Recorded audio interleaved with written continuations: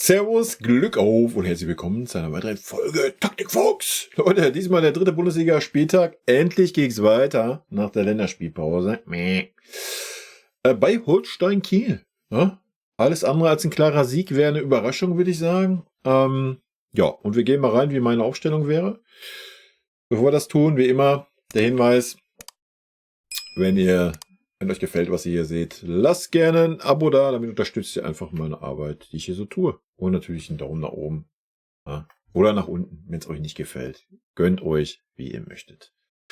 Gut, damit würde ich sagen, gehen wir mal rein in den Bums. Gut. Manuel Neuer stellt sich von alleine auf und Harry Kane stellt sich auch von alleine auf, denke ich. Da sind wir uns schon mal alle einig. Der Rest könnte ein bisschen spannender werden. Aber ich denke jetzt auch nicht so überraschend. Stunny, habe ich gelesen, ist noch länger verletzt. Erst Ende Oktober. Ich weiß nicht, wie es beim Ito aussieht. Habe ich nichts Neues gehört. Gehe ich also auch von aus, dass er nicht dabei sein wird. Ich habe gelesen, dass Arns nun ein sehr starkes erstes Länderspiel gemacht hat. Ist jetzt nicht wirklich überraschend. Musiala hat anscheinend auch gut performt bei der deutschen Nationalmannschaft. Pavlo. King Josu hat rechter Verteidiger gespielt, wenn ich es richtig mitgekriegt habe. Und ja, Palhinha hat immer eine Halbzeit gespielt, saß sonst auf der Bank. Nichtsdestotrotz, bei mir, ich bringe King Josua auch mal als rechter Verteidiger, Leute. Ich bringe den Kimmich als rechten Verteidiger. Ja, dann können wir in der Mitte nämlich mal einen Pavlo bringen. Und natürlich ein Palhinha. Ja, P und P, unser neuer Mittelfeld-Maschinenachse.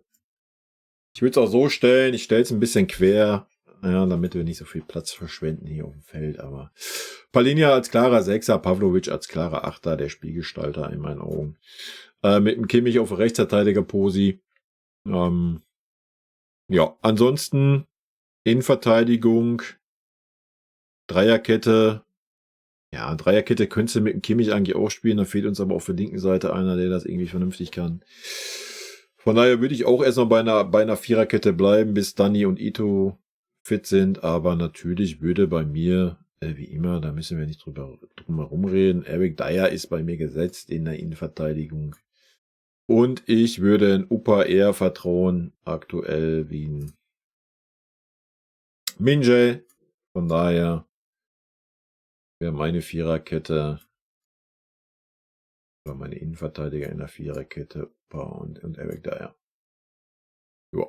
Linker Verteidiger.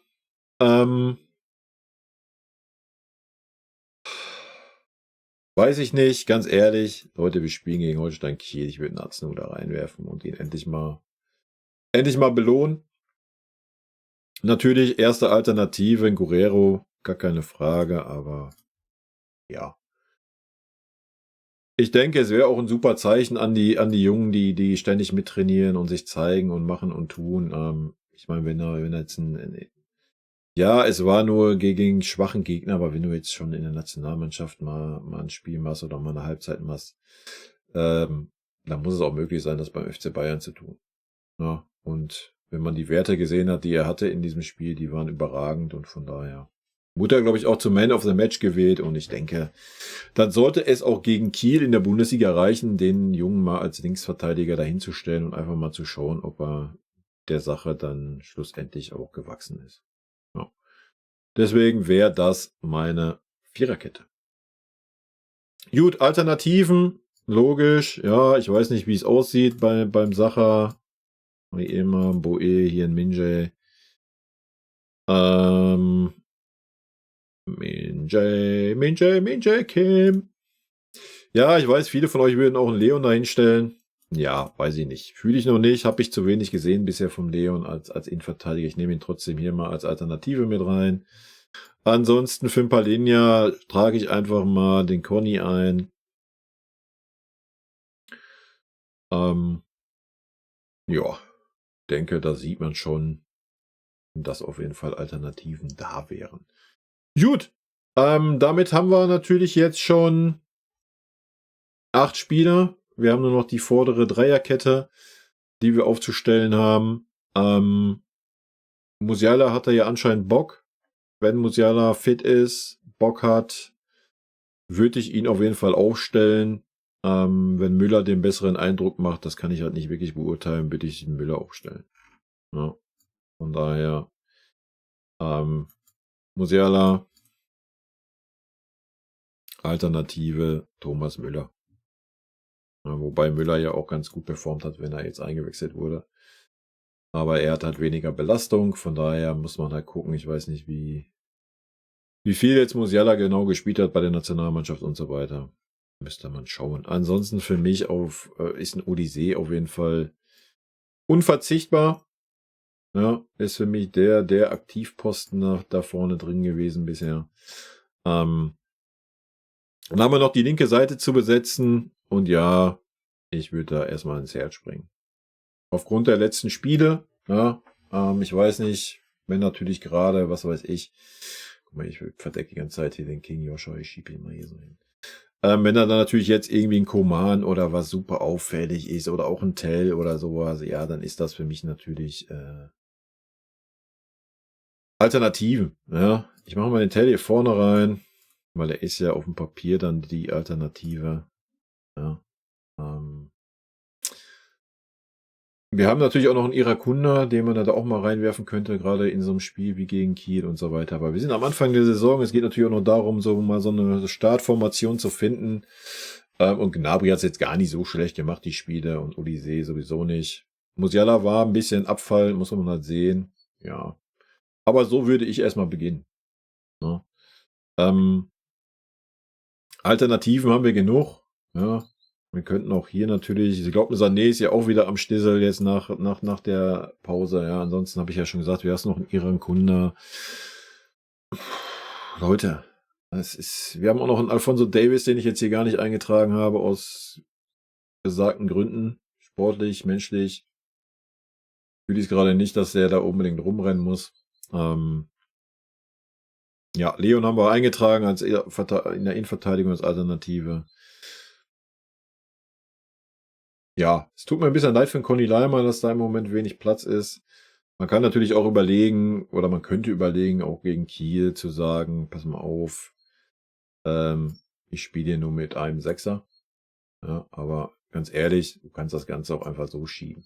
Also ich glaube, auch ein Pavlovic kann die offensivere Rolle auf jeden Fall einnehmen. Ja. Und natürlich ist es wie immer. Ne? Ein Harry Kane, der joint ja hier überall rum. Dann geht auch mal so ein Olise, haben wir schon im letzten Spiel gesehen, oder auch ein Gnabry kann in die Spitze gehen. Musiala fühle ich da jetzt nicht so, wenn er in den vordersten Raum geht, das macht wenig Sinn, aber da könnte er ja selbst ein Pavlovic dann reinstoßen. Ja, wenn Palhinha hinten ist und den Raum absichert, was ich Palhinha als alleinigen Sechser durchaus zutraue, kann also ein Pavlovic sich auch offensiv ausleben. Ja. Und du hast immer noch, je nachdem wie viele Defensivaufgaben da sind, hast du auch immer noch hier unseren König, King Josh, der, wie wir im letzten Spiel gegen Freiburg gesehen haben, wenn er als Rechtsverteidiger aufgestellt ist, auch im Mittelfeld rumtouren kann. Ja, wenn er die Freiheiten hat und wie gesagt, die Position nicht wirklich besetzt ist beim Gegner, habe ich da auch gar keine Kopfschmerzen mit. Na, wenn dann derjenige auf der Außenbahn mit nach hinten arbeitet, wenn es dann mal eng wird, aber gerade wenn du ein paar Linien auf dem Feld hast, der antizipiert ja solche Sachen. Ne? Der kann auch solche Lücken dann mal schließen. Also deswegen denke ich auch, dass das auch noch einigermaßen variabel wäre. Ne? Ja, und vorne sind wir sowieso super variabel. Also da müssen wir uns ja gar keine Sorgen machen. Ne? Ein Olise kann auf der anderen Seite spielen, Gnabry kann auf der anderen Seite spielen, Musiala kann auf die Flügel gehen, kann sich aber auch mal fallen lassen, indem er vielleicht mal ein bisschen neben Palhinha Rücken ein bisschen mehr aus der Tiefe kommt und dann Rücken Pavlovic nach vorne. Ja, alles, was ich bisher gesehen habe von Palhinha, könnte das auch ein Palhinha tun, aber klar ist seine Stärke mehr der defensive Raum, deswegen würde ich das eher dem Pavlovic, was heißt zutrauen, würde ich ihm die Rolle geben. Ja, ich würde einen Palhinha klar als den Sechser und den Raumbewacher da lassen, wo er am stärksten ist, und das ist dieser Raum. Und das ist halt, was ich schon sagte, warum nicht mit Kimmich, Palhinha und Pavlovic? Ja, sehe ich jetzt kein Problem dran. Ja, Und wenn man sieht, dass ein Pavlovic hat das schon mehr als einmal bewiesen, dass er auch Offensivqualitäten sehr, sehr gute hat, wo ist das Problem? Ja. Also von daher. Ja, und ich meine, wechseln kannst du immer noch. Ja. Du kannst einen Leon bringen, du kannst einen Conny bringen, auch für einen Pavlovic. Du kannst aber auch hier als Alternative sagen, du bringst einen Müller dann, wenn es zu defensiv sein sollte und ein Sechser reicht. Wobei ein Kimmich jederzeit ins Mittelfeld rücken kann und wir hinten auf eine Dreierkette gehen können. Opa als so halbrechter Innenverteidiger hat da schon gezeigt, dass er das ganz gut kann in der Dreierkette. Ein Aznu weiß ich nicht, aber ich traue ihm das schon zu, auch in der Dreierkette zu agieren. Also von daher, Möglichkeiten gibt es genug. Ne? Ansonsten könntest du natürlich auch sagen, du schiebst einen Aznu nach vorne, schiebst einen Eric Dyer oder schiebst einen Eric Dyer in die Mitte, Opa nach links und Kimmich nach rechts in der Dreierkette und dann bist du auf einer Dreierkette. Ja, und hast einen mehr Überzahl, der aufrückt. Und dann schiebt sich das hier vorne ein bisschen enger zusammen, als nur rückt weiter nach vorne. Also, ihr seht, worauf ich hinaus will. Ja, also taktisch gesehen, Möglichkeiten, sowohl in der Abwehr wie auch vorne, jederzeit irgendwas zu reagieren und umzustellen, haben wir mit diesem Kader diese Saison ohne Ende. Ja, wir können super variabel sein, können uns auf Situationen einstellen. Das sollte wirklich kein Problem sein. Ja. Das wäre meine Aufstellung. Leute, haut mir gerne eure Aufstellung rein. Vielleicht der eine oder andere, der ein bisschen Nationalmannschaft gesehen hat, kann zum einen oder anderen Spieler ein bisschen mehr sagen. Ich habe nichts gesehen. Ich habe nur ein bisschen was dazu gelesen. Und freue mich darauf, dass jetzt endlich mal, ja, also ich glaube Ende Oktober ist schon wieder die nächste Unterbrechung. Ist natürlich wieder nervig, aber jetzt kommen ja erstmal ein paar Schlag-auf-Schlag-Wochen. Ne? Die Champions League geht ja direkt los. Also von daher wird es eine Menge Videos hier wieder geben und mein Tipp, Heavy hat einen Doppelpack geschnürt bei der Nationalmannschaft, Jamal hat getroffen, Pavlo hat getroffen, die sind alle heiß. Ich denke, Palhinha, wenn er endlich spielen darf, ist auch heiß, dass er nur eine Halbzeit zeigen durfte. King Josh kommt als der große King zurück, dann Kapitänsamt und so weiter. Ich würde einfach mal 0-5 tippen, Alter. Ja. Mein Tipp. Haut mir gerne euren Tipp in die Kommentare, eure Aufstellung. Bin ich sehr gespannt drauf und in diesem Sinne, heute rot-weiße Grüße gehen raus. Vielen lieben Dank für euren Support hier auf dem Kanal und wir hören uns morgen zur Pressekonferenz wieder. In diesem Sinne. Vielen lieben Dank für euren Support hier auf dem Kanal und in diesem Sinne, gute Freunde kann niemand trennen.